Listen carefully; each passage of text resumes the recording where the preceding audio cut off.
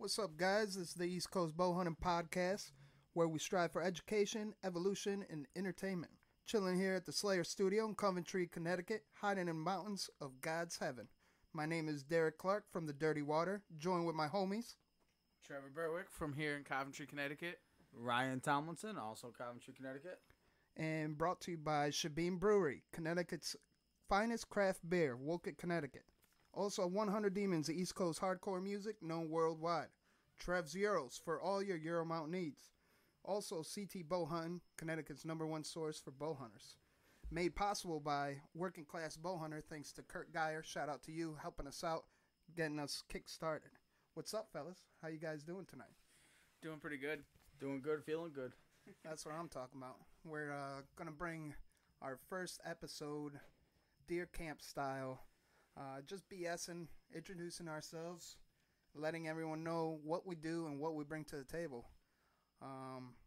So the reason we started this is CT Bowhunting reached out to myself. I met them at the Connecticut Hunting Fishing Outdoor Expo in Hartford and ran into CT Bowhunting, their booth, and hit it off with Trev.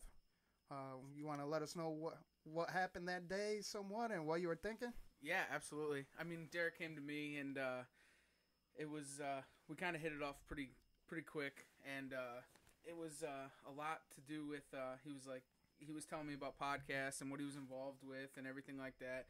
We kind of gave him the lowdown on what CT Bowhunting was, and I mean, we're here today. It happened all pretty damn quick. I know, that was only what?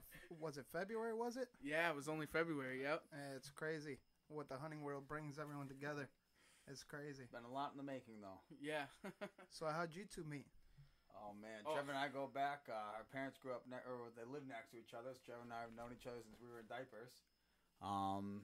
You know, if it wasn't for Trevor and his old man, I'm sure we'll have on later here in the podcast. Of course, we got to get old Jimmy B in here. If it wasn't for them, I would never have this love in the sport. I didn't grow up, my grandfathers, my great-grandfathers, they hunted, they were outdoorsmen. But my father, unfortunately, he wasn't.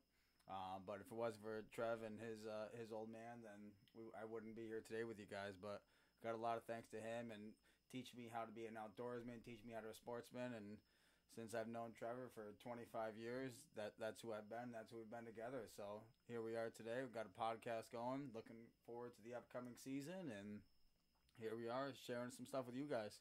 Awesome. So you guys go way back. At what age? Way back. Oh, diapers. preschool? Really? Yeah. We were wicked young. We started off going preschool together. Of course, we were friends before that. Got some funny stories we can go back to maybe later in the day. But, yeah, we've been going way back, and it was to the point where I was so young, his old man wouldn't even let me handle a gun carrying it to the truck. Yeah. And now here we are. I shot my first guns with him and his father. And bows, too. I mean, we had that bows, bear. Yep, your old Brave. The old Brave, yeah. The old Brave bow. Yeah, we got pictures of that, and, too. We'll share. We got pictures of that. We'll share upcoming. And we just go way back, and that's where my history of outdoorsmen come from. And Trevor and I have just been... We've been going ever since, fishing, hunting, Yep. Just being out there in the woods. Yeah, it's pretty crazy. Yep. That's badass. Yeah, it started since we were young. I mean, we've been together since. That's cool. Yeah. That's cool. Yep. The camaraderie is there. Yeah. Oh, it's there. Yep. Definitely crazy. Yeah. How about you, Derek? Well, me, I'm a Mexican-American, as everyone knows by now. Anyone that's familiar with any hunting podcast out there, I snuck in through the border and did things right, and they let me stay. So. And by the way, I did vote for Trump, just for all you haters. We probably just lost a few listeners right off the rip. Oh, all three of them. But which is us three right here. Exactly. That's how you start, Yeah. Try to make a whim at it, and hopefully it sticks. But my family's military. No one hunted. A lot of fishing. But the only hunting I ever did was my grandpa's back in Mexico on his ranch. He would take me out and we go shooting stuff and show me the ropes, how to stalk, all that good stuff. Down there, you don't get big deer though. It's only coos, and you do get some beautiful turkey. Like they look like peacocks, the coloring. It's crazy. A lot of coyotes though. coyotes all over. The biggest game I ever hunted before last year was actually gator in Louisiana, and that was something else. Never got bit, thank goodness, but definitely something else. Always in a swamp, which is not fun. Yeah. And there's a lot of critters in a swamp. Yeah, exactly. Around here, we look for the swamps. That's what we want. Yeah, that's the crazy part. Down in Louisiana, you're trying to stay out of the swamp in a boat or something, and up here, everyone's trying to get in and getting big deer. Yeah, we take boats and kayaks and canoes into our spots through swamps. Yeah. Exactly. And that's what makes us East Coast. I mean, East Coast is definitely, it's a totally different, I mean, you're talking, you go down to Georgia, there's just a wide variety of different areas. You know, you go down to Georgia, that's all swamp. You go up north to Maine, you know, that's mountainous. There's no real big swamps Thick up there. timber. Yeah, Bunch it's of definitely pines, different. Yeah, I mean, here, Connecticut, it's kind of like a mingle of everything, you know? Yeah. You can go anywhere from the shoreline of Long Island Sound all the way up into our, little mountains we got here, pine groves, swamps, everything we got. Well, that's like you, Derek. Dirty water. I mean, that's Right. some... I'm hunting ridges of highways and hoods and Yeah. Hey, if you can see a road or a house, it's pretty good hunting. watching drug deals go down while I'm in a tree. You know, however you could get the big deer. The funny part is they're used to that. That me in a tree, they probably think it's normal. You know? But yeah, everything's been pretty cool. I mean, being exposed. That's the sound of bush. Where Ryan's sipping on Bush. I got my can of Shebeen Irish Pale Ale. I don't know. Isn't there some... Where's Elijah Craig? Isn't that kicking around somewhere? Yeah, around you got it in your cup right there. Yeah, we got a Rockwell Elijah under the table right there. Oh, okay. I was just making sure it didn't go anywhere. Little Copenhagen. Yeah. Got a little mix of every god's poison provided. So where we at? We're in the beetle shop? Yeah, the beetle cage, right? Yeah, tell us a little bit about what you do on a regular basis and what you do on the side and So how you keep busy on the off season. So what I do 7 days a week right now in the summer is I'm a mate on a couple different fishing boats, and all I do is help people and fish, and it's horrible. It's a horrible lifestyle. Yeah, living rough. The struggle's real. Yeah. All the Snapchats of the sunrises and the boat wakes coming off. Oh, yeah, tough Yeah, it's life. definitely tough. Actually, I was talking to Kurt about that today. It was kind of funny. And he was like, well, you could have a normal job like the rest of us. Right. But no, in the off season, when I'm not fishing during hunting season, I have a taxidermy business here in Connecticut, Coventry. We do European mounts, something Ryan helps me out with. I have demersed beetles, probably somewhere around 60,000 demersed beetles. I do a lot of wholesale with a lot of different companies, bigger taxidermy companies, and we do European mounts. Anything from weasels, to all steers. to steers, bison, buffaloes, whitetails, mountain lions. I mean, you name it. I saw a few Just bears too. Yeah, there's some bears kicking around. Yeah, That's grizzlies. There's browns, blacks, just about everything. Whatever you got, Trev Zeros does it. Yeah. Yeah. We've been doing it for about a year now. This season will be a first year with this. The first full year would be this season with the Beatles. Everything else was a power washer and a boil and can, and that was tough. And why don't you go into a little bit of detail with that? Because I'm sure there's a lot of newbies out there that are quote unquote the working man and blue collar and they can't exactly afford bringing it to taxidermists. They try themselves. How is that process? A bit the for whole people that boiling, don't know? the boiling process is not an easy thing. It's definitely a gross thing. If I can recommend anything, definitely, you're gonna skin it right off the bat. That's gonna be your first thing. One of the you're biggest things. Yeah, de-eye it, debrain it. The easiest way to do that is just take a hose, put it to the back of the skull, and kind of clean it out that way. Then you're going to put it in a pot of simmering water, but you don't want to be boiling. You want to be simmering, like the lowest heat that you can get away with at simmer. And 15, 20 minutes, take it out, start power washing it, and just kind of get all of it that you can, put it back in there. Another thing is when you're boiling it, boil it with like Dawn dish detergent, a degreaser. That will help you in the long run, especially in your whitening process. Why is that though? Just because what happens is a lot of these, so whitetails have, they burn off grease at 118 degrees, and you want to be able to get all the grease out. So you'll look at some of the skulls that some of the people have done in the boiling process. They go to whiten them, and they'll have like yellow grease that comes out through them. Then they just you can't get that pure white. Right. With the beetles, we do it a little bit different. So it goes through the beetle process. Then it can either go into acetone for 48 to about 72 hours, depending on what it is, or it can be put into. I have a tank heater, and it'll sit in there for 16 to 24 hours, depending on the animal, and that will get all the grease out, and then we start to whiten it. But there's times when you go to whiten it, and the grease will still pop out of it. But so when you're gonna boil it or simmer it, not boil, that's a bad word. Simmer it at a low heat. You wanna have that Dawn dish soap in there to get some of that grease out too. That makes sense. And then you can put it in your whitening solution. I recommend hydrogen peroxide, like women's bleaching solution. All right. Give me a local beauty shop. Yeah, your local beauty shop. They definitely have that stuff. We'll touch more on that. We'll have that on our website, and we'll probably do a tutorial or something on that. I think we can definitely teach everybody at home the easiest and best way to do it. I know it's taking money out of my pocket, but it is what it is. Help out everybody. Spreading the knowledge. Someone might not be confident enough. They might bring their stuff to you and know that you know your shit. You know?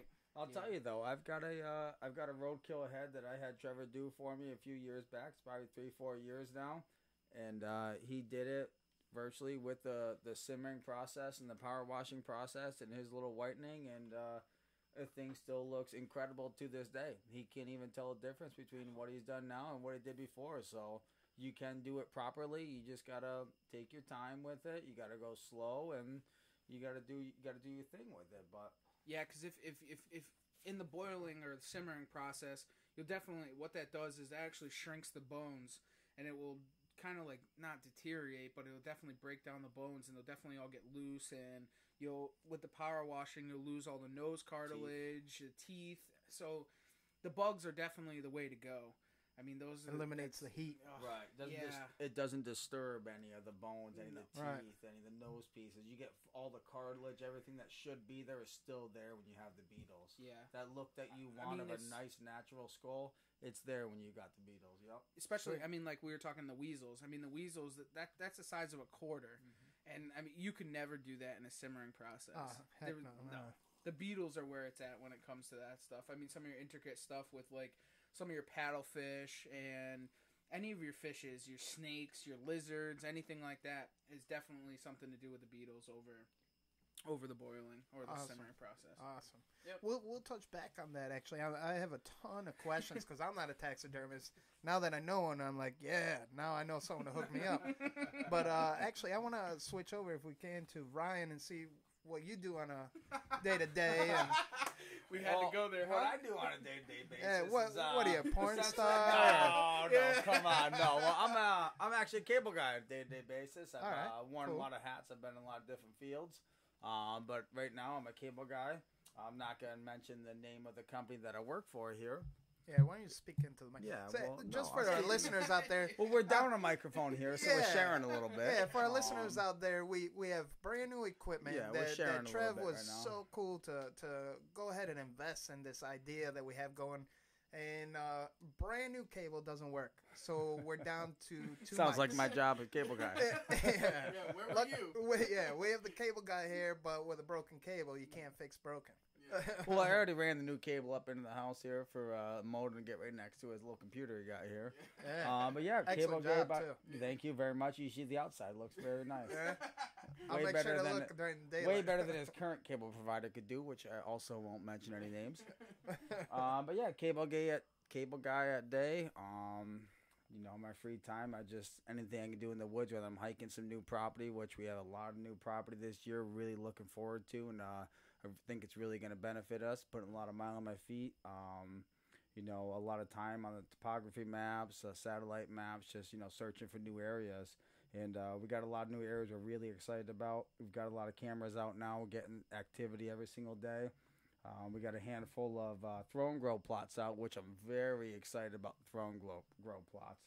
They've been very good to us this year. I've gotten a lot of feedback from other people that I've seen in the stores while I'm purchasing this stuff, saying it doesn't work for them, but it's working awesome for us. So very excited for that. We've got Can't fix stupid. Can't fix stupid. I had a guy tell me. That he had a guy stop me at Tractor Supply. I'll drop a little name there. I was buying some throw and grow, and he stopped me trying to tell me that I shouldn't buy it. He wrote it till 10 acres of land, did it all up right, and then threw down a bunch of throw and grow. Now in my head, I'm going, throw and grow is for the purpose of not doing any of those things, not preparing the soil, not preparing, not tilling anything in. The purpose of throw and grow is to rake some ground and throw it down.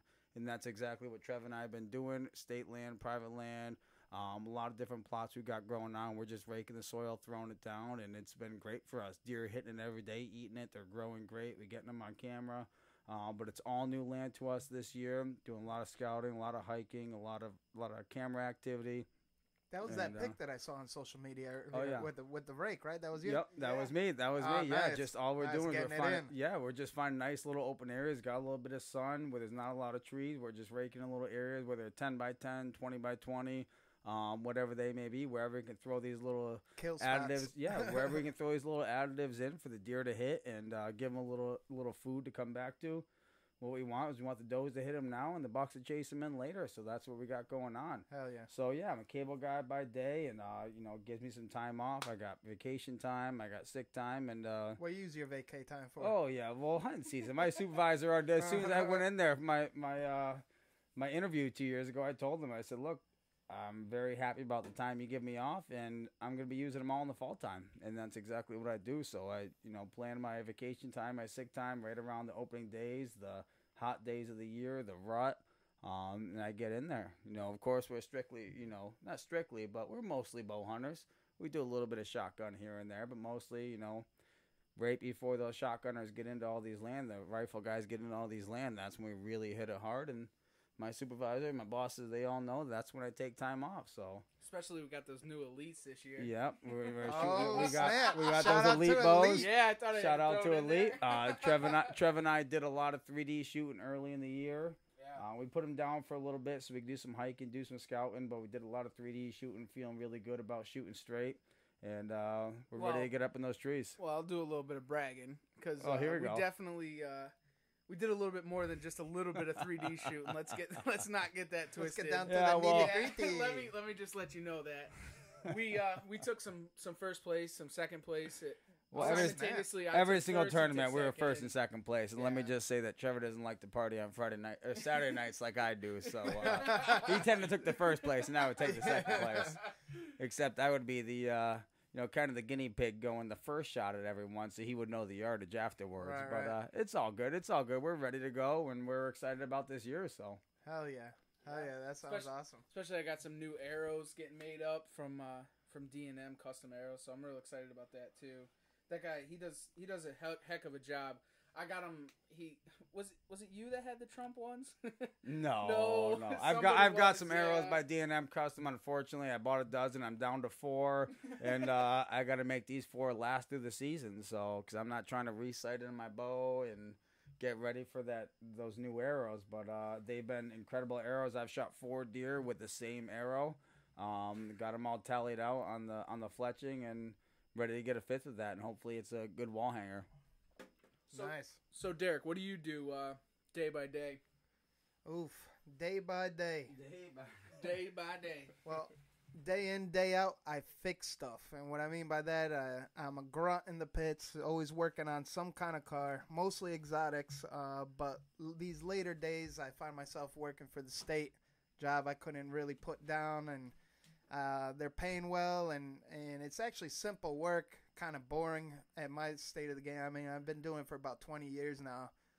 But at home, if you have an exotic or something that no dealership can figure out, they bring it to me. They say bring it to the Mexican, and that's truth. It's crazy. Yeah. I earned the name the Mexican in Connecticut in the auto world and the auto industry. It's crazy because you can go to a Valvoline or even a dealership nowadays, and they have a bunch of nobody young kids that have potential, but they're very uneducated, inexperienced. And that's what you get, and then you get a chock full of good mechanics per dealership, and even then, you get what you pay for, basically. Oh, absolutely. And that's anything. Right. And when you bring it to the Mexican, I mean, by that time you're definitely gonna be paying. Yeah. You know. But I don't want to get too. I'm sorry, but I'm still laughing at the Mexican. I know it's hard. It's hard to believe because I'm actually one of them pale skinned Mexicans, Yeah. but I still got brown on me. Yeah. I'm still brown, even more brown at heart. So That's right. That's right. We'll see how you look come this winter. yeah. Actually, that's one thing that most people ask me, believe it or not, is during the wintertime, especially welding. I'm welding all the time, almost every day. And wintertime, I have that, natural Mexican glow that, people think I actually go tanning and stuff like that. They might try and, deport you or something. Right. Every now and again, did I see you at Home Depot? No, I say.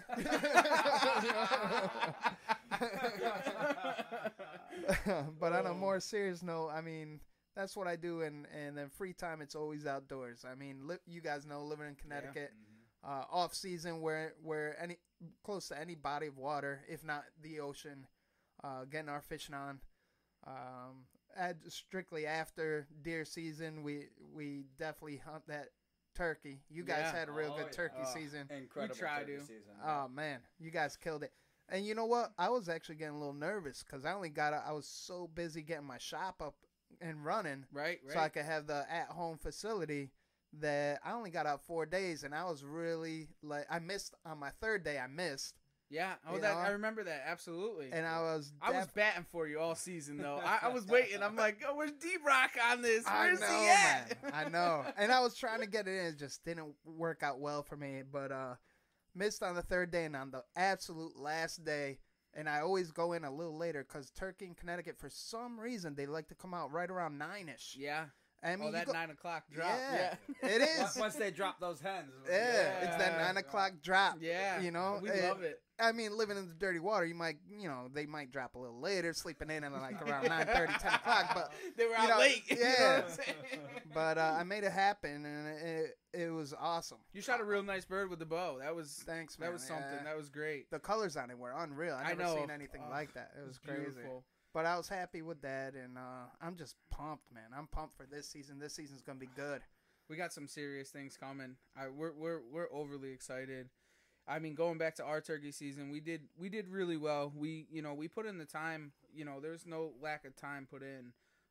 We definitely did our work, and when it came, we did a lot of state land. We're definitely state land junkies. There's no question. State land all the way for sure. And I'll tell you what, this state is just it's not on the map. It's untalked about. I mean, it's just the honey hole. Oh, it's crazy, the honey hole. Yo, you guys got me amped. It's the honey pot, right? The honey pot. It's not all that easy to get private land around here. You can secure a few, little spots. We've been fortunate enough to Talking get a handful. to that mic a little bit more. Yeah, come on. Yeah, well, we're sharing. Sorry, we're sharing guys, mics here. We apologize again. I mean, we're making do. It's the first episode. Just bear with us a bit. We're definitely finding our groove, but definitely good things short to follow. A lot of things to follow. So the honey pot. The honey pot, that's come deer season. But we were fortunate enough to secure a couple of very nice private land spots. Of course, we're still going to stick to our state land spots, but we're also hitting some brand new to us state spots that we just learned during turkey season, during shed hunting.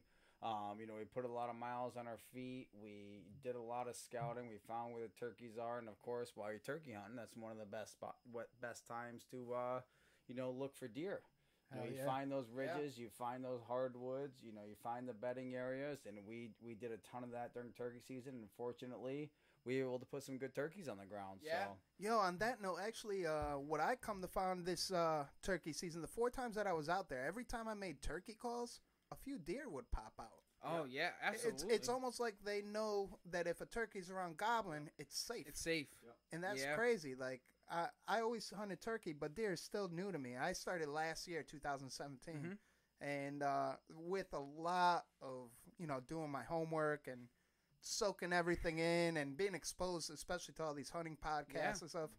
I definitely had a successful year, but only because I learned from the turkeys. Right. And that's crazy how much they actually stay in tune with each other. I never knew. It's crazy. I mean, growing up hunting, and we would hunt some spots and be in these ground blinds and stuff and kind of like stay in one area that we kind of knew that there was turkeys around.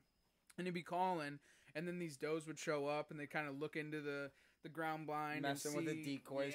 They totally messing with the decoys. But I mean, like our tactics now are a little bit different. We get in these big state land spots, and we just kind of run and gun, and we just go, and it definitely makes things a little bit different. I mean, seeing those deer are not. What do you got over there? I got me in a relatively ice cold Shebeen Irish Pale Ale. Compliments to our local brewery out of Wolcott, Connecticut. Make sure you guys, shameless plug there, by the way. Make sure you head down to Wolcott, Connecticut, and finest craft beer that you can lay your hands on at a good price. I'm not a beer drinker, but that's some dang good beer. Isn't it good? It's beautiful.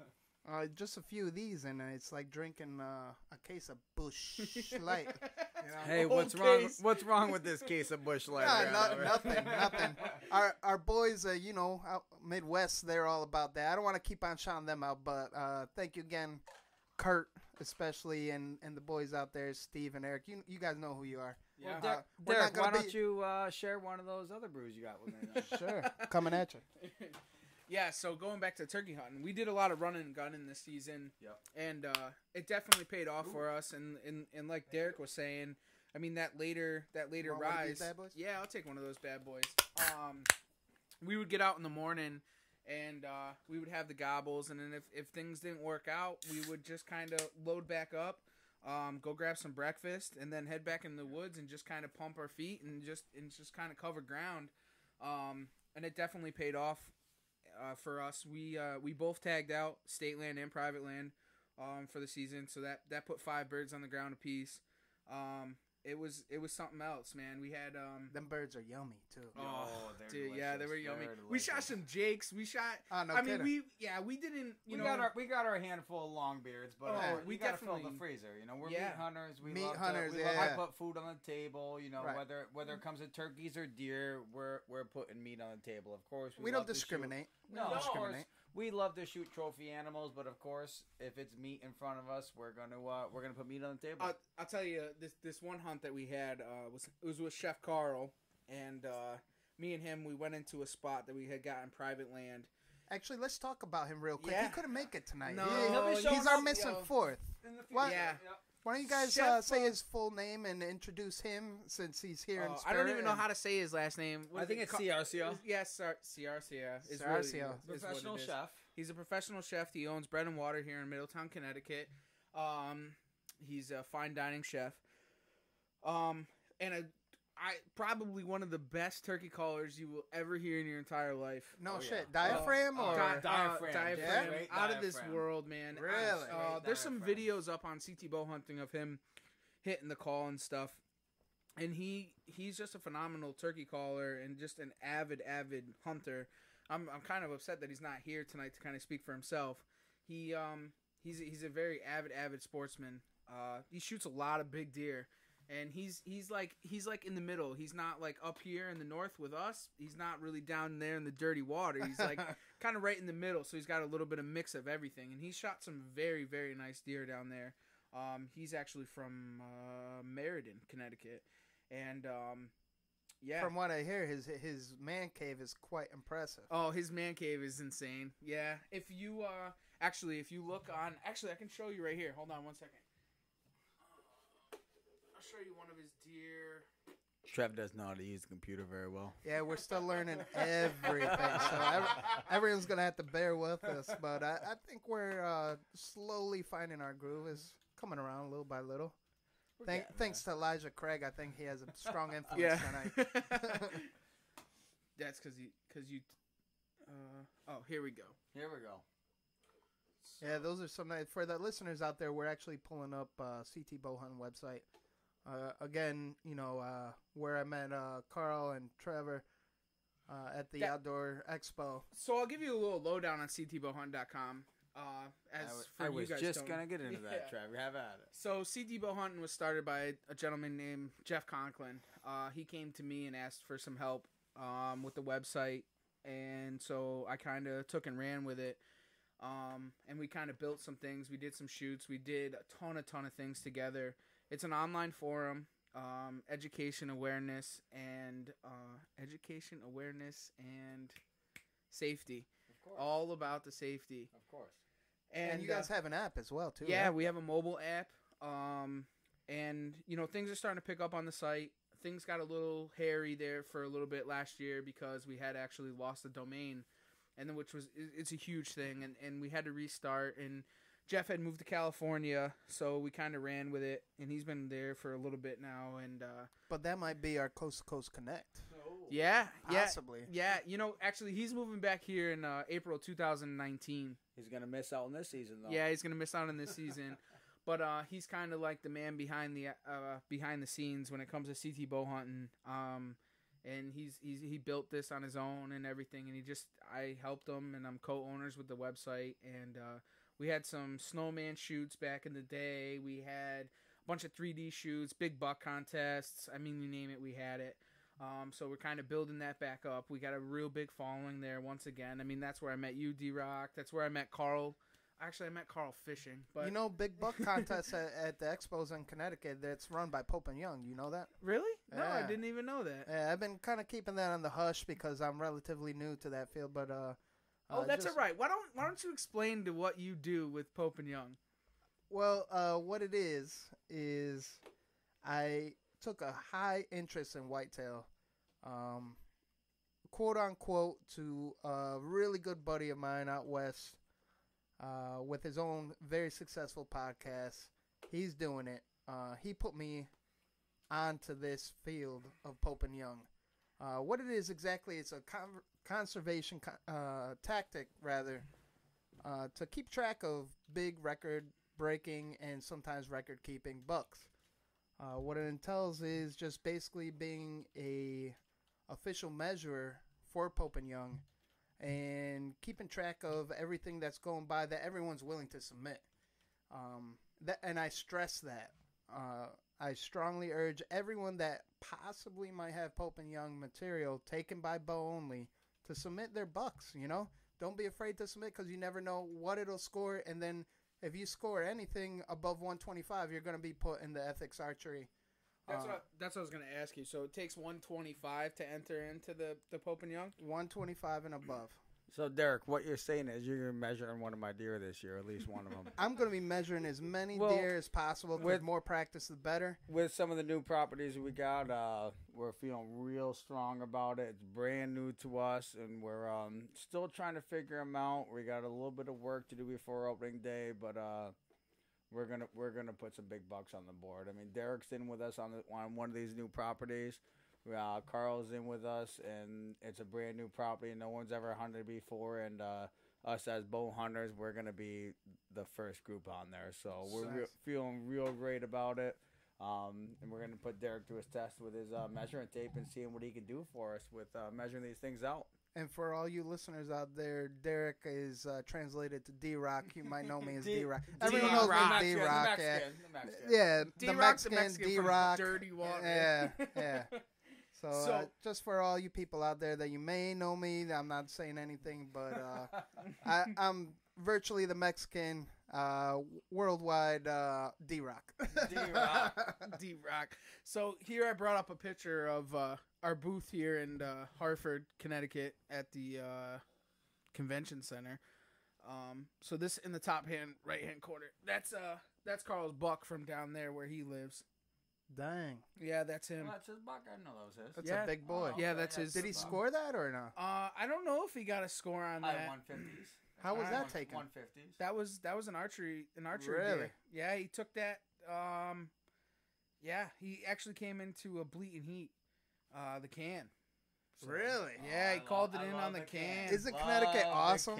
Connecticut is the shit. I mean, you go to Rolling Hills out Midwest, you're grunting, maybe rattling, But out here, all it takes is a little bleak can, and then they come running. And I'll tell you, Tickle that pickle, and then tickle the horns, a little bleak can, and it'll bring them in. Wow, that's impressive though. Yeah. This so that was the booth. We got a couple of the Euros down there, and that was a turkey he shot up there with the bow. And for all you guys out there listening, all three of you, you can look this up on CT Bowhunting. Yeah, ctbowhunting.com. You can check all this stuff out that we're looking at here. But yeah, awesome. Yeah, just some cool things, whatever. And we had a guy that stopped in with some sheds and stuff and was looking for us to actually measure them, but we couldn't measure them because none of us know how to measure. Well, I mean, or we knew how to measure. Trev's got his measuring skills, but it's nothing specific like what Derek brings to the table. No. Derek brings the official measuring scores, but of course Trevor knows how to measure. If you're going to bring in a Euro and you want a rough score, of course Trevor will measure it for you. But of course not Derek's. No trophy tape though, right? No trophy tape. But no, Derek's in the game. You get a little more specific measuring. But Trevor will do rough measure when you're bringing a Euro for him. But now Trevor brings up a little turkey hunting here. Like we said before, we had an incredible turkey season. We called in anything from, we had flocks of Jakes come in with a couple toms in between. And we even had flocks that come in 20, 30 birds that we couldn't even take shots at. And there was hens, Jakes, toms, all mixed in. We just had, this year was one of the most incredible turkey hunts. Speaking to the mic a little bit more. Yeah, come on. Hey, man, we're still sharing mics here. I know we're sharing, but, sharing mics here. I can hear myself this pretty way, good. No, this way the listeners can hear your beautiful voice, It's gotta not get that beautiful. Is it Ryan, you want me to sing? What do you want me to sing? That's what I mean, Ryan, the porn star. Cable guy during the day, porn star at night. We get it. Not good. Really a porn star, but if you want to Google some cable guy stuff, then you're still not going to see me. You're going to find a picture of Ryan. You're still not going to see me. But. He's not Larry the cable guy. Nah. Far from it. Let's all take a social drink here. Cheers to the first episode. We're excited. Right? First episode. We're going to cheers here to the first episode. Salute. Salute for Derek's group here. We're going to salute for Derek's group here. Oh, yeah. And then we're going to cheers for the rest of the group here. There you go. I know, isn't that crazy? I actually picked this up on the way here. I just hit up my buddy at Richard Visco at Shebane. Really cool, down-to-earth dude. He's actually, his family's straight out of Ireland. This is an Irish brewery in Wolcott, Connecticut. Very good. And it's just crazy, the connects you make from traveling. I mean, I traveled all over the world, and now Alaska, thanks to Pope and Young, and it's just crazy. The hunting industry brings you so close together to everyone else that's nice. And that's the crazy part, because the world today, as most people know, could suck because people suck. But the hunting industry brings out the good in everyone. And except for liberals, of course. But boys wearing dresses. Not that there's anything wrong with that, but I mean, that's when you bring out, some of the queer eye for the straight guy. Yeah, exactly. And again, there's nothing wrong with that, but it's just something new to us. I mean, we're kind of living through the generation. We're not used to that. Not to say we're old school, but we definitely have tradition in our hearts, and we're pretty much saying we should not have been born in this era, is what it is. Right. We're old school people. We're old school hunters. Safety first, of course. No matter whether we harvest an animal or we don't, we just get an experience out of it. Of course, safety is always the number one thing. We are very blessed to get the animals that we do harvest. But we don't focus on, of course, getting a trophy animal every time. Of course, we'll take a mature animal every time. But that's what we focus on, getting a mature animal, putting meat on our table. And we're doing what we have to do as working class hunters, putting meat on our tables, feeding our families. And that's what we're out here to do. Of course, we all want that search for that big buck, that giant world-class buck that Derek's going to score out for us.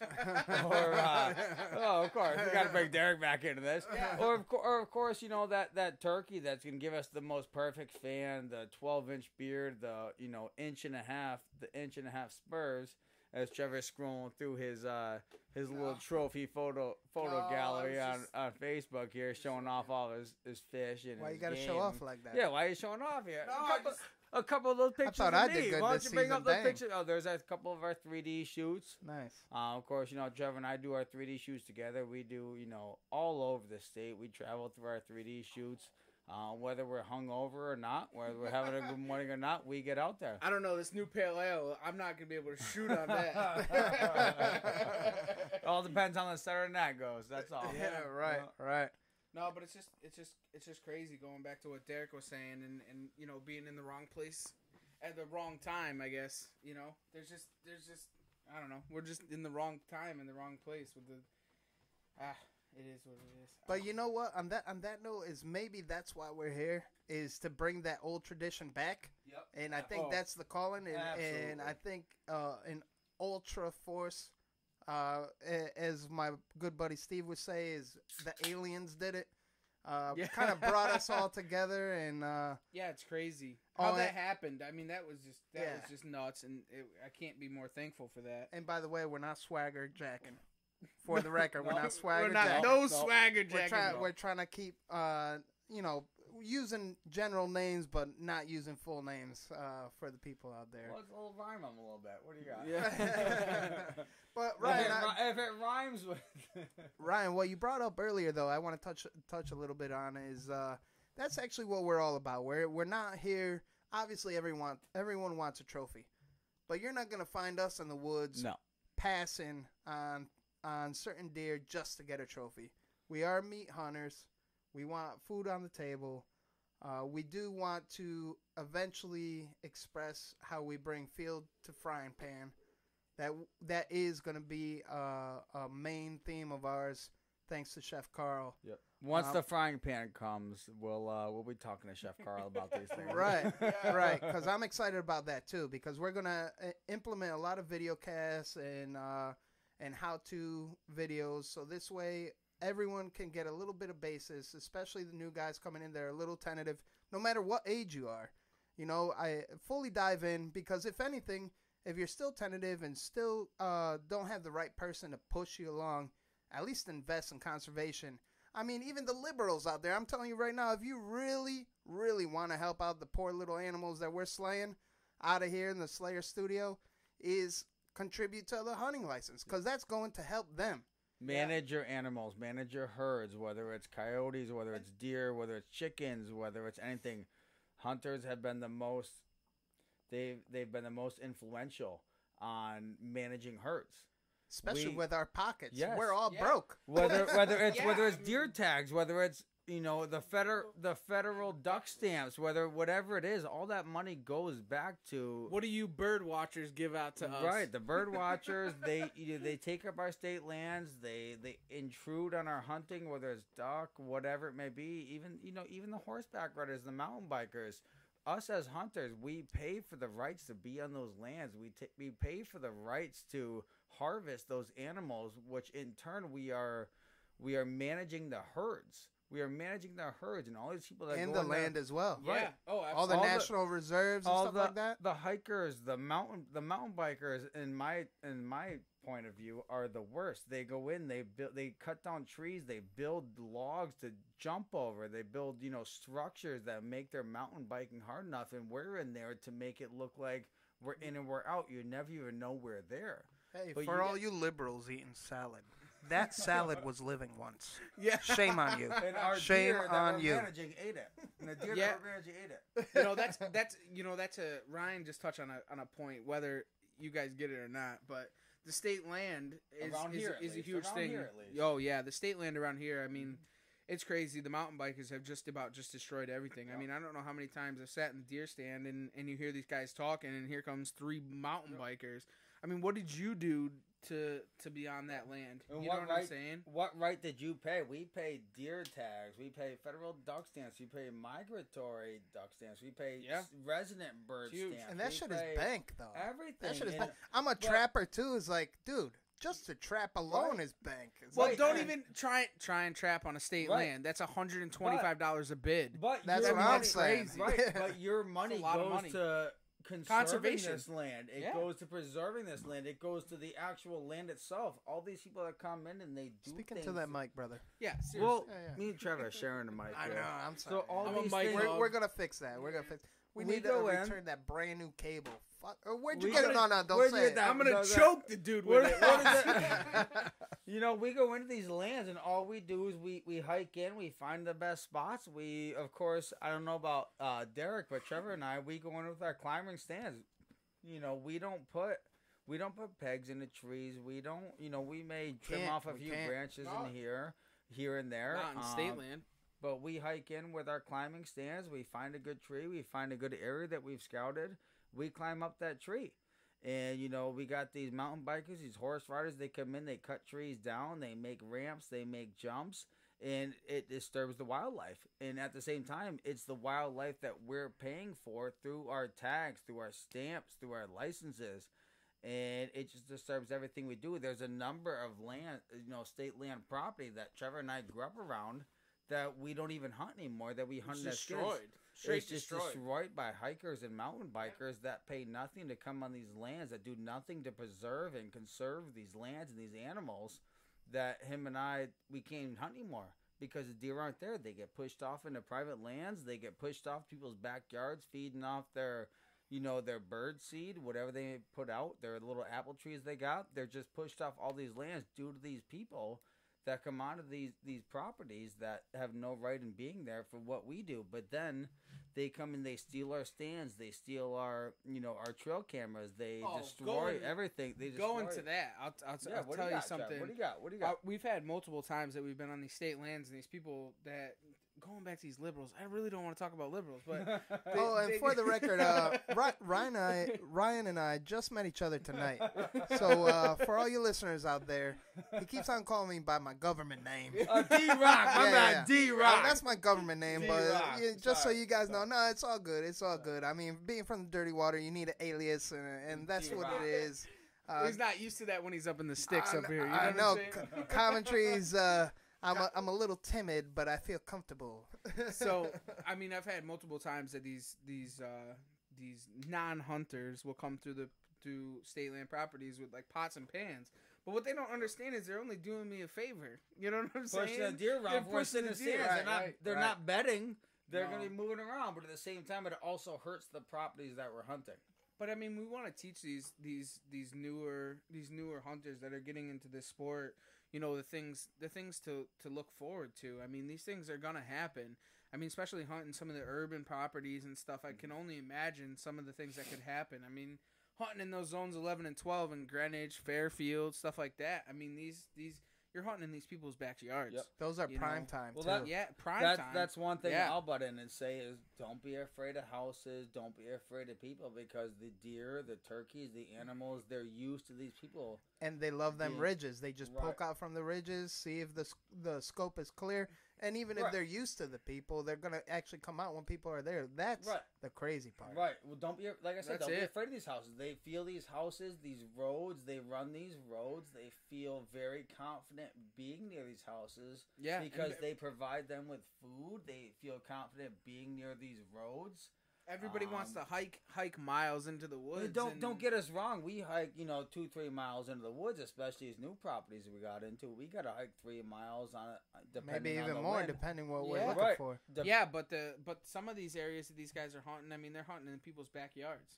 That's You know, what I'm saying. Which what don't was get that us TV wrong. show? There's What no- was that TV show down there on Connecticut on on the what? shoreline? Yeah. I don't remember what it's These called. guys are but hunting in these guys' backyards. Don't They're get us walking wrong. dogs. You can absolutely shoot. You're not talking about what's on Carbon TV right now. No. It didn't last long because No, he it was on, like, shooting Discovery deers. or something. Yeah, it Oh, didn't last all. I think it that was probably- called Chasing Tails real Yeah, quick, man, right? Yeah, Chasing Tail. Yeah. Yeah, Oh, no exactly kidding. that. It yeah. didn't last That long. happened in because- Greenwich, Connecticut. Right. Yeah, so you're right. Dang, People I are- forgot about that. People were hunting out of backyards. And they end up in someone else's backyard on the side of the road. They put a bad name for everything, to be honest. Well, They did. that's They what it did. is, though. For everyone out But- there trying to get into it, it's like you're a bow hunter. Especially if you're a bow hunter, you have so much more access than any other hunter out there. Even a trapper.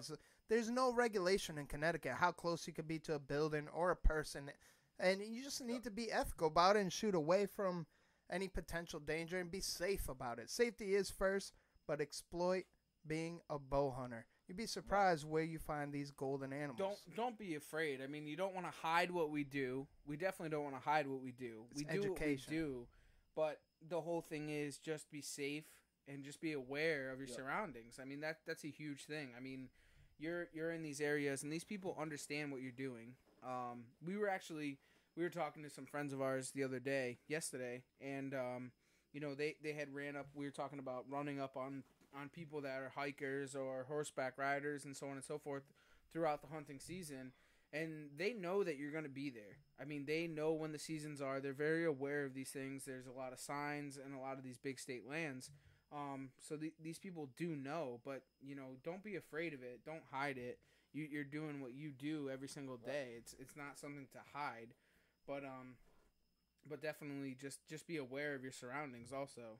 I mean, it's a huge thing. And the other thing is I hate to give away any tips here, but at least here in Connecticut is don't be afraid of where the hikers, the bicyclists, where the horseback riders, don't be afraid to sit near where they go because the deer feel comfortable. Right. They're so used to it. Comfortable. How many times do you walk in on a trail and those deer just kind of watch you just being there? Yep. Right. They'll watch you be there. Right. And then when you step 1 foot off that trail, then they start to be scared. But they know where the designated areas are, where they see people and animals all the time. Whether you're walking your dog, whether you're riding your horse, whether you're just walking, the deer are used to you being there. So don't be scared to get in those places where gun hunters can't go. Don't be scared. I tell you what, man. I hate to give away all of our secrets for Connecticut. Yeah, don't give away no secrets. You know what though? That's the funniest. I talk too much. That's the funniest part. Where huntable land is, and the few private land that I got, especially around my area, I actually have one of my buddies drop me off on the side of the highway. Yep. Because it gives me access to the private land that I'm going. So I'm going in from the backside where the deer are used to being safe. Because if they hear those cars flying by, for some odd reason, Connecticut, they're attracted to that. I mean, how many cars? They're safe. I'm saying. And also, then how many deer get hit? Right, but also come wintertime, they're actually eating that road salt on the side of the road. Oh, yeah, you're right. They're attracted to that. Yep. So that's another thing you got to bring into the equation here. So Connecticut's a very difficult place to start. Talk to your boys out west. Yeah. Did you hunt next to a highway? Nope. Nope, you don't. Do they lick salt? Do they get hit by a car because they're licking salt off the road? Right. No. You see a deer crossing sign in their state land around. And they're all over Connecticut. Right, they are. I even have a couple in my basement. Yeah. Actually, no, it's kind of funny is my wife made me take the one off the front of the beetle shed. No kidding. Right on. It was right on the front of the garage. Yeah. But no one knows that, so don't rat us out. Don't talk about it. Actually, a cop gave it to me, but we won't talk about that. Oh, no. Yeah, cops are chill here too, man. Yeah, they have better and bigger problems than us hunters, man. As long as you're deer hunting, most of the police officers and the game wardens that you meet around here, they're very well acquainted with the laws. When it comes to like waterfowl hunting, and you can start getting within 500 feet, which it becomes 250 during tidal waters, is when people start getting a little iffy. And of course, you're following the law. You're over 250 feet away from the house in tidal areas. You can hunt, but the people might not be happy about it. Well, that's the same with bow hunters. They kind of get a little bit uneasy when it comes to that stuff. Because we're all ninjas at heart. That's it. Ninjas. Yeah, straight ninjas. Yeah, no one hears us, no one sees us. Right, because that state land property might be the very edge of their property, which is only 100 yards from their house, but if that's where the deer are, that's where you got to be. We had an instance like that this year, turkey hunting this year, and during turkey season. I know we keep rephrasing back to that, but we're just... That was the latest season we had. Yeah, that's all we can talk about, right? Yeah, they're fun. They're fun. They're very fun. So we were on the state land, and the past couple of years, we call these things right off this lady's horse farm. And every single time, they'll come off the horse land, and she knows what's going on. And she'll come out in her golf cart, whipping around her horse pasture, and you got me in the woods blasting at the turkeys as they come in. But when you hunt by lawn, you hunt where the animals are gonna be. You're not gonna make everyone happy. That's it. I mean, I shot one of my biggest birds this year that came off that property. Yep. She had been feeding them, and did you get that scored? What with NWTF? Yeah. The turkey? No, Yeah. I didn't. Oh, no. we could have had many 20 birds scored by NWTF. 27 pounds, I think it was. Oh, no Was it kidding. 13? Actually, if you reach up behind you, the beard is actually right there. But whether It's whether yeah, it's the one to the left. Yeah, that one. Is it that one? Yeah, that's it right Yo, there. that's when I'm most pissed off. Not to go off subject, but yeah, yo, I did my own on the last one. I did my own wall mount with the fantail spares. Yeah. And beard. Right. Yeah. My freaking fiance. Shout out to Sandra Summer. What it is. But my you got a shout out so you get in trouble later on. my fiance's cats, man. I'm doing this, and they have the basement. Because Right. I'm allergic to cats, but I tolerate them because they are cool and they act like my dogs. Yeah, I get you. I got cats. We had them as kittens. They act like dogs. Anyways, these damn cats stole my beard, and I can't find it anywhere, man. It's the That craziest, sucks, man. I'm sure any animal lover, and that's another thing for you. Not to get back to the liberals, but we're all hunters are animal lovers. Of course, We all absolutely. are. Absolutely. I don't know The not one that. conservation. Yeah. I mean, you see a deer. I mean, a Uh-oh. duck that got hit by a car, or a deer that got hit by a car. Who's the first one to stop? A hunter. And the hunter's there to help them. Right, because Mostly because we're And looking for a leg band on the waterfowl. That's what it is. But or we might taxidermy it, but that's besides the point. If Yeah. it's fresh One of the- enough, we might eat it. one Like of the a little best fawn, raise yeah. a little fawn, and you rehab it and put it back in the wild. I mean, that's a huge thing, One of the best euros we got for Trevor's euros last year came from a roadkill, and we Yeah. saw it online. It was out by my house, and I knew Shameless exactly. plug. I knew exactly where it was going to be. Shameless plug on Trev's euros.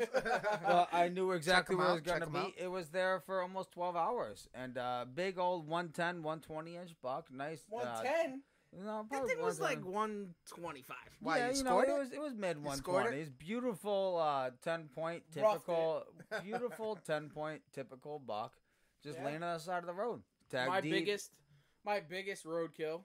Yeah, roadkill. That's all right. Was we don't discriminate. Yep. was beautiful. Was hit It over was in semi- Mansfield. Semi Yeah. that hit it, right? No, it looked like a fucking semi, but it was actually a caravan. But actually hit it, and it was a 8 mainframe, probably 146 stickers. roughed. A lot of stickers. Real on it, nice, though. real nice deer. It's in Ryan's Really? house. Yep, it's in my house. Ryan forgot to bring him over here so it can go in the. No, the, I just had the no safe podcast way to room. bring it over here. My single cab pickup with my dog, as I was doing you a favor. But beautiful deer. We shed hunt the area. We find some dead heads. We find sheds. Unfortunately, we've never found any sheds from this specific deer. But it's probably 2-3 years ago now that we got this deer, and it was a beautiful deer. I think it was 143, Trev, gross.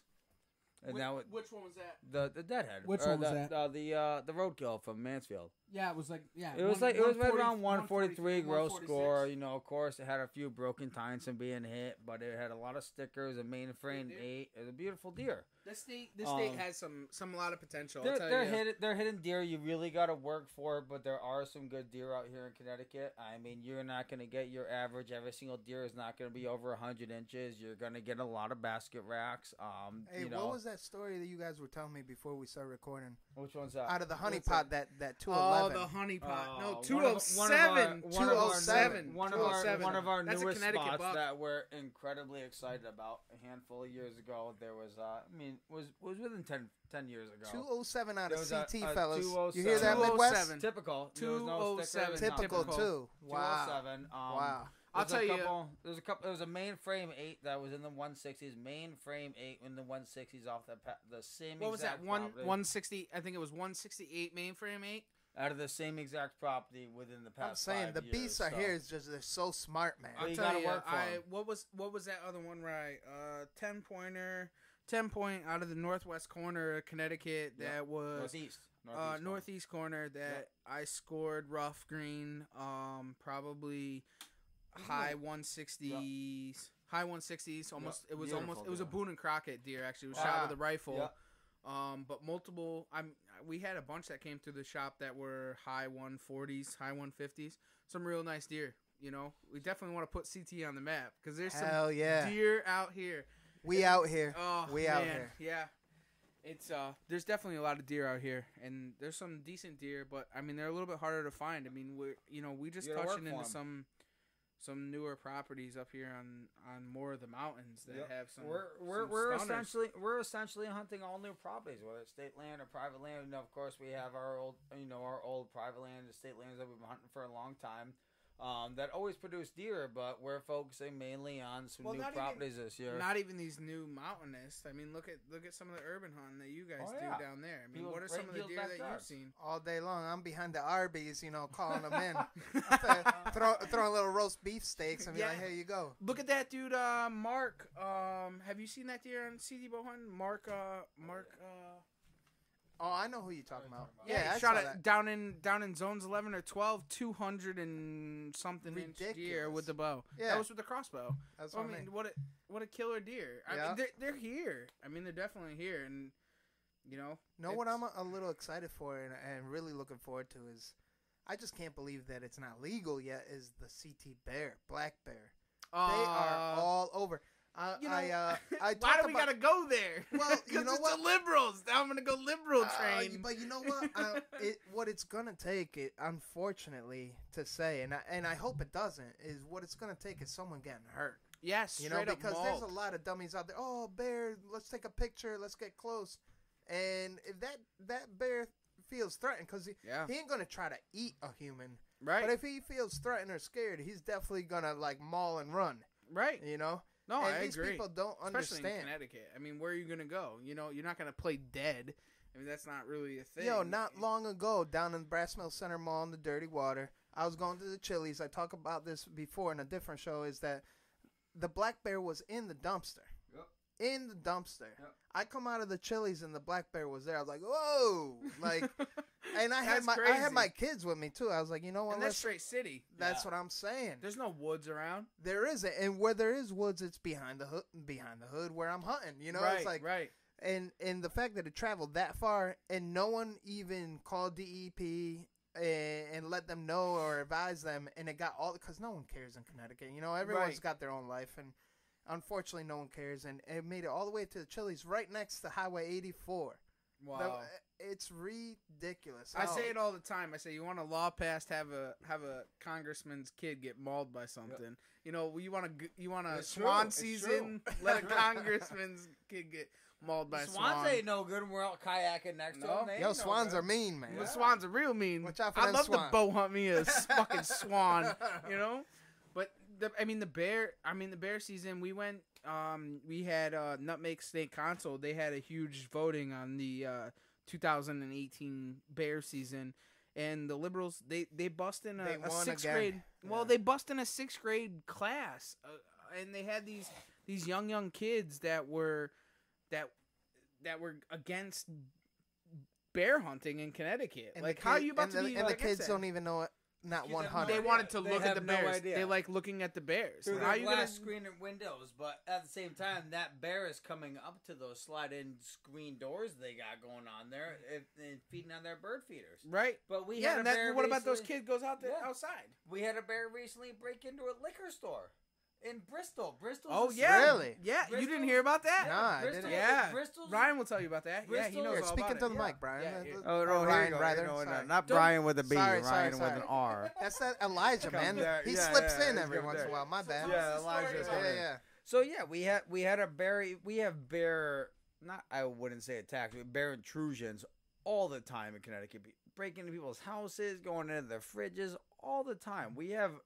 I want to say we have more of a bear population than New Jersey has. New Jersey has. And you heard what happened recently in New Jersey. Oh right? yeah, they're trying to get rid of it now. Well, actually, certain sections they shut it down. Yeah, isn't that crazy? It's crazy. Yeah. Because they're a predator. They're a predator. That's their heart. Whether it's your garbage, whether it's your cat, whether it's your dog, bear are gonna eat whatever they want to eat. And whatever is convenient to them, whether it's convenient to them, come up to your, your condo association with your, community dumpster, and they're picking through it. Bears will. They're just an oversized trash panda. They open up. Yeah, they're a raccoon that is bigger and has more capability. They will open up your trash receptacle, whether it's on the side of the road, whether it's a big dumpster inside your community. Bird feeders. Yeah. Bird watchers. I just watched a video today in Connecticut where they're at the hummingbird feeder and they're literally dumping the hummingbird food into their mouths. I just watched today. It's in Connecticut. And in Bristol, not too long ago, like I was saying before, they came into a liquor store. It's only a matter of time till they actually start harming people, and it's not because they're naturally aggressive. He was after that Shabine bear, wasn't he? Yeah. I know he was. I know he was. Yeah. He was probably had headphones on and playing that 100 Demons music, too. Yeah. I bet. Yeah. And it's not because they're naturally aggressive predators, but they're migrating into our territories. Whether we're building on their lands or not, they're migrating into where we are. They're not like a deer that migrates into your yard. They live in your woods that you got out back. They're a predator that they will come into your house. They will do what they have to do with food. And they're comfortable. Right, they're comfortable. A deer may chow on your garden that you got in your backyard, but a bear is going to come inside looking for your garbage. They're going to come looking for that apple pie you got in your fridge. Just freshly baked. They're gonna come looking for that. That's Grandma's apple pie. Like I said, just today, I saw it was a live stream on Facebook from a bear in Connecticut that was just dumping a hummingbird feeder, which is essentially just sugar and water. They just dump into their mouths. That's what they like. And you got all these people that are just leaving garbage outside. They will open up that garbage and they will take what they want. That's crazy you mentioned that, because when I was out in Alaska, actually, I talked to a lot of people. I don't want to go into too much detail because I know we're over an hour here, and that's awesome We'll for our going. First episode. You know, We don't want to go crazy with it. Well, we want to save. We want to save. Yeah, the we gotta deets. definitely save something. Yeah, we need to save the deets for later episodes. But what I learned in Alaska, actually, they hunt a lot of bear out there, and you could bait. And what they use for bait is corn pops, dog food, and corn syrup. That's No donuts? They're not like the main hunters with the donuts? But No. think about it. That's the main natural job. stuff. That's Yeah. natural stuff that you have in your house. If you're a dog owner, you got dog food. If you're anyone, you got cereal, you got garbage, you've got stuff that bears want. Bears want sweet stuff. When they bait bears, they do donuts, they do jellies. Bears That's what they want. baited out there in Alaska? Oh. That's what they use: corn pops, dog food, and corn Yeah. syrup. Wow. And that's natural. And- that you have in your house. And some of them did say they use popcorn as well. But I don't know how that. I guess it depends on the bear. Can I get one more Shabine fucking Hell beer to the over there? Before we close this thing off here?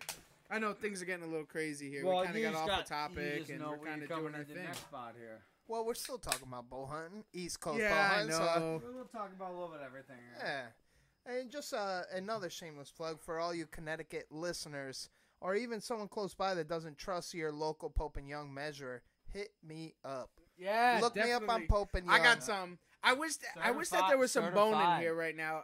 We kind of moved it out. We moved it around. We don't brought it have over to video Ryan's anyways. hunting camp. We don't have video anyways. What? We don't have video anyways. No, I know, but wait but till so we start Derek getting can the see him video, because though. Derek hasn't seen any of these things. You Oh, know what I'm man, saying? He hasn't yeah. seen none of the bone. I that showed you goes that around picture here. of the 17 buck from the water, right? Oh yeah, absolutely. The dirty produced a 10-pointer. You just got that back, no? Yep. Oh, I've been so busy I didn't even measure them, man. I feel like a fucking scumbag. Well, Derek, you know? the biggest bucks that we have right now on bone on Euros are going to be the smallest bucks that we're passing on come this year. no Yeah, right. kidding. Yeah. Oh, Because yeah. last year I got a 8-pointer that scored 138, and I was happy with that. That's going to 138.8. Yeah. 138.8. With Wow, the- that's That with shows this- a beast. And you all got that with mass. the bow Yep. in all the mass. dirty water. In the dirty water. That's what we But- like to hear. But that was Beautiful. early That's a good season, deer right and I don't discriminate, and I don't feel any shame. But my shoulder was hurt. I was in a car accident, and I had to use a crossbow. So that I know. I didn't know that before I met you. That one was a crossbow. Here comes the crossbow. I know. guys. That's the white collar guys. Yeah. the crossbow. The tenor though, the tenor that that ain't the blue collar guys with the old PSCs, the Matthews. No, that ain't no. Hey, I whipped out my okay. gat, the crossbow, and I get it. I got it down. I made it happen. That's legal. It's You were legal here in the handicapped. state. It's legal in the You state. were I know. handicapped by Don't the get time it twisted we because got you're not the first person to use a crossbow. I have a crossbow too. I I don't hunt get with it. it a lot, but I do. Hey, I made it happen. That's I all that wanted to matters. be out there. My shoulder was done, and I had to use it. So That's I'm gonna all that make it matters, happen. my friend. I felt like an old man using, but whatever. Derek's the guy with the crossbow. D-Rock. D-Rock. Not bad, man. Dirty water. You'll figure this out by episode 235. Yeah, you'll figure it out. One of these days I'll get D-Rock right. Hey, what I'm happy with though is that 10-pointer with a compound. Absolutely. And honestly, I have my money in so many things, and I'm broke, mind you. So ain't we all? Right. We all are. That's why we're working class guys. Exactly. Blue collar for sure. That's it. Blue collar guys just out here trying to put some meat on the table and hopefully get a trophy in the meantime. That's why I dance at a strip club at night. That's why Ryan is a porn star. And that's why Trev got Trev Euros. But porn star at night, cable guy during the day. Yeah, but we don't. He didn't tell you that Trev actually runs a little hospice on the side. Brothel. Yeah. Well, it doesn't actually happen. We're just kidding. But yeah, I took that tenor down with a Browning Mirage. Nice. Yeah, you were talking about that. You were telling me about this. It's definitely you know what? It gets the job done. It's definitely nothing flashy, and if it shoots a stick, you got it. Well, you know what? I'm working to get where you guys are at. No, you know what? I'll tell you this. I wouldn't have all that. I won that for $30 in an online fucking Facebook raffle. Okay, I mean, I used to shoot like an old bear. Yo, but them elites though. The you know what? Party foul! I'll show you. See what Elijah does. I'll show you this. See what Elijah does. I don't know what he's gonna show you through microphone here, but Trev won a beautiful brand new elite through a Facebook raffle.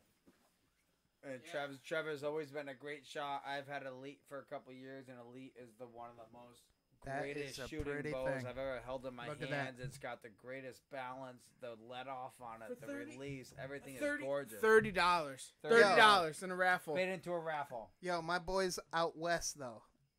Just to describe this to you, what elite is this? Synergy 35. Elite Synergy 35, and what kind of site am I looking at right now? That's an HHA. Oh my! Single HHA, pin. That's the kingpin. That's the kingpin. HHA kingpin. Here we are, fellas. So how'd you get that sight? You trade in your old bow to get just the sight, right? Well, going back to that, we were talking about the Bear Mirage. I traded my mission bow made by Matthews in for that sight. Just for the sight.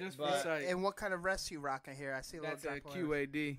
Oh snap! QAD. I wouldn't have that though. I don't have that kind of money. Let's get it twisted. But a few trades, he's just being humble, here folks. And there. But I'll tell you what, Trev can shoot with that old elite, and I'll give 90% of the shooting to the elite itself. Nice. Ryan, what kind of elite you have? I got a old Elite Z28. I bought it used. Trevor actually hooked me up with it from a guy he knew, and this thing is just it's an incredible shooting bow. Don't they shoot like butter though? They shoot it's like crazy. butter. I started and they're off quiet too. They are so quiet. I started off with an old PSE. It was my very first bow ever. I shot the thing for 7 to 10 years. And I was in the market for a new bow, and Trevor hooked me up with this elite. This guy was selling a Z28. It's the most beautiful shooting bow I've ever had. The let off on it, once you get back to that let off, it's like you're not holding anything at all. There we go. That sounds a little better. No, that sounds a little better. We're still trying to figure out these two mic things here. Hey, but we'll be up and running legit. Give us 17 more episodes. 17 more episodes. Next episode, we're gonna have video. Well, we're up to 3 listeners right now. I mean, we're doing pretty good for the first. Hey, not bad. We got us 3 on here. That's what I'm saying. All right. We're doing all right. 3 ain't bad. Hopefully, Carl, who's not here tonight, Chef Carl. Hopefully, he's gonna be listening. That'll bring us to 4. He'll be dying laughing, man. Too bad he couldn't make it, man. He's a good dude. I love him. Carl's a good dude. He really, truly is. I mean, all right. Tell us about his restaurant. Just to give the people a little understanding. All right. Not only is he on the top 10 restaurants to hit up in Connecticut, which I recently saw on a review, a legit review. It's Facebook. Facebook. Yeah. Not Yelp. Fucking Facebook. No, but Yelp ain't a thing anymore. Oh, man. I wish I could turn that fucking AC You know what? It's towards the end of the episode. Why don't we crank that on? Because I'm fucking dying. I'm gonna turn the AC on here. You guys are gonna hear. Yeah, you guys are gonna hear extra noise besides the crickets. That's the AC. We have to do it. It's dying in here. We're in this little ass room. Shop. We're over an hour, so I think you guys can bear with us. Yeah. We're getting No, I think it is what it is. And back to the bread and water, Chef Carl, he actually bought an old historic prison. Or I should say a holding cell, right? It was a holding cell, more or less, like a jail. Yeah, it's a small jail. Yeah, not absolutely. a prison, but a jail. Yeah, right. Well, they had prisoners inside there. Right. And he actually converted this old jail. That's, you know what? I'm not gonna say it too loud, but it's haunted. Oh yeah, the haunted part. Yeah, I forgot about that. He actually expressed and told us a lot of the stories. Actually, he really loved my fiance. A little too much, if I do have to say. But he's cool as fuck. Carl's a tramp. No. You gotta watch out for him. I'm just talking snap. He's actually happily with someone recently, I think. That That's right. Yeah, that's why he's not here tonight. Is what? Maybe that's he what it couldn't is. make it. He couldn't make it. He got to put in that time, and I don't blame him. But you will definitely hear from Carl. I think Carl's got a lot to bring to the table, and a lot that a lot of people can actually learn from. Especially the cooking table. I mean, whether it's this man knows his stuff. Whether it's in his restaurant or it's on the side of the river, Trevor, you went opening day fishing with him for trout season this year. We had a good time. Actually, Derek, you were there too? No, Derek wasn't there, but I showed. He cooked up a venison roast. Was it it wasn't neck roast, was it? What was it? I don't even know. But it was roast. definitely amazing. Good roast. We set up the whole camp.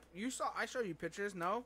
Yeah. That was the one. That was pretty cool. Yeah, it was definitely cool, and that's something that we'd like to bring to the table here. I mean, showing these guys kind of like what's the easiest and best way to do things. Right. You know? So back to the bread and water. I mean, Carl, if you're in Connecticut, you're visiting Bread and Water. He turned a jail cell into a fine dining restaurant that you're gonna find fresh game, freshly caught fish.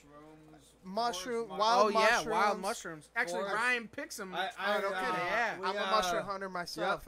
We forage mushrooms, and Carl cooks them up with his beautiful dishes that he makes. And this is the kind of stuff you see on TV. It's not just your homegrown stuff. It's fine dining. It's fine dining. Fine dining at a working class. Right. He's blue collar price. Yeah.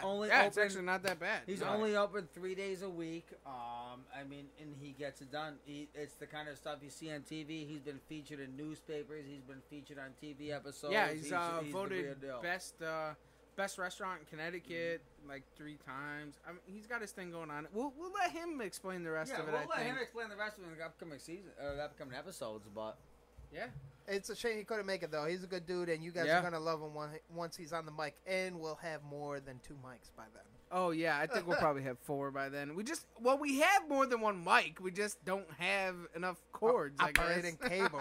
Cable. We had him. The cable guy. Where's Ryan, the porn star, the cable guy? Hey, I ran cable up into this room for your damn modem to hook up to your old computer. So I get it. So yeah, awesome. I'm excited for what's got to come. I really think I'm glad that we kind of meshed these worlds and things kind of went the way they did. Yeah, it's a good start to a fresh beginning, and I'm sure it's gonna continue on. We're just gonna softly possibly edit this, but it went so smooth that I don't even want to touch it if we don't have to. No, I don't really think, other than Ryan blabbling on about nothing. No. Oh, come on. Hey, we got to make fun of somebody on this. Well, I mean, thanks to our sponsor, Shabine. I know. I've blabbled on a little bit here. Well, we kind of added some of that whiskey, Elijah Craig in there. Yeah, that's Derek's favorite. You know, Elijah's killing it tonight. Here, but you'll be hearing some more rambling on from me. Yeah, go to sleep. No. Come on. The night's still young. Right. Everyone, it was a cool excited. episode. Awesome night. Thank you for everyone listening right now. It's been a great experience. All 3 of you, we love you. Real excited, you know. And again, as much fun as we have, we're here to educate, evolve, and definitely entertain. That's what we're here for. Absolutely. You know, everyone, we're not professionals, just for the record. We're a bunch of nobodies, actually. Right. And we're just really good at what we do that we bring to the table is all. We just enjoy it. Yep. All you newbies out there, don't be scared. Bring it to the table. Sign up. Do what you got to do. Get your bow hunting course done. Your hunting safety course done. It's Check free. out CT Bowhunting when it comes to that stuff. Yeah. I mean, Even that's a from the huge area. thing. Even if you're not from the area, check out CT Bowhunting. It's a lot of just guys like us. We're just talking, we're chit chatting, we're giving out advice, and we're giving out safety tips. Well, we're here for that. Right. That's what East Right. Coast Bowhunting Right, of course. podcast is. But East Coast Bowhunting Podcast is coming to you really legit, really soon. This is super raw. We don't even have a website up yet, but soon to follow. yeah, I mean, Just we're rolling. we got the ball rolling. Tonight was Yeah. getting the ball rolling, and that was our aim. We didn't want to procrastinate anymore. Everyone starts from somewhere, and we just want to help you boys out there. And ladies. Ladies, course. jump in. Of course. If you yeah, have a boy- absolutely. If you have a Absolutely. boyfriend that's in it, jump in with him, because you know what? You'll make him a lot happier, and he'll do more chores for you. Or you can just meet Ryan, the porn star, and then that would be the end of Oh, that. That's your consolation prize, so Yeah. you're good either way. It's a My win-win. girlfriend's going to be listening to this. Win-win, yeah. It's a win-win.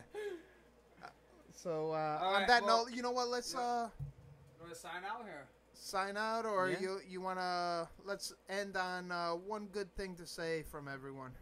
Yeah, absolutely. Go ahead, start it up, D-Rock. The one good thing I do have to say is this is definitely gonna be a really good new beginning, for sure. Yeah, you know, my positive out would definitely be, you know, that the people that I met along my path, you know, whether it's the taxidermy or whether it's the bow hunting website or maybe even this podcast. I mean, the people that I met and all that's a huge positive for me. I'm definitely something for me. What I'd like to say is, you know, please tune in to us. We got a lot of special guests coming up. We're gonna have a Ryan, lot. what's your positive? That's my positive. Oh, okay. We got a lot of special guests coming up. We got a lot of stuff to teach you guys. You'll learn from us who just you know, not like Trevor said, but we're nobodies. You know, we're working class guys. We like to do it on our own time, and we're just doing our thing out here. So please listen in to us, and we're gonna teach you a few things that you guys may already know, may not know, but we're ready to go. So on that note, get out there, get stepping, get slaying. We out. That was awesome. I just had so much fun doing that.